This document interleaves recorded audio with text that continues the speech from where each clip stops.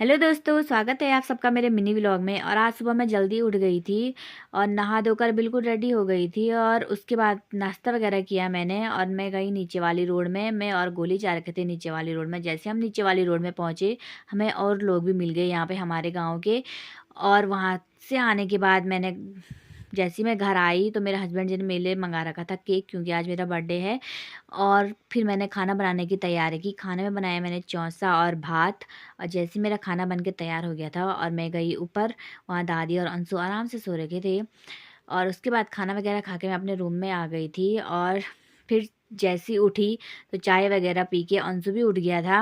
और उसके बाद अंशु के लिए ला रखे थे मैंने चप्पल, और अपने चप्पल दिखा रहा था बार बार।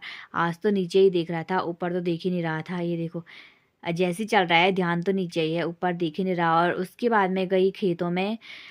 खेत में जाते ही यहाँ पे धान कम और घास ज़्यादा हो रखी थी। ये देखो, कुछ दिखाई नहीं दे रहा, धान तो दिखाई नहीं दे रही है, घास इतनी सारी घास हो रखी है। और घर आई तो आज बहुत सारे बंदर आ रखे थे घर पे।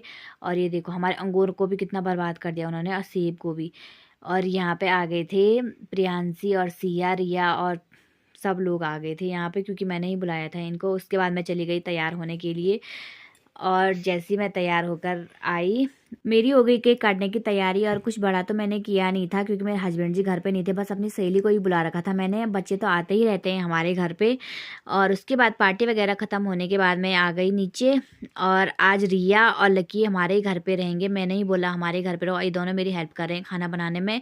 और मेरी दोस्त ने ला रखे थे मेरे लिए गिफ्ट, और ये देखो, उसके लिए भी बहुत बहुत धन्यवाद। और अब कर रहे हैं सोने की तैयारी, और ये दोनों तो लड़ाई कर रहे हैं बस।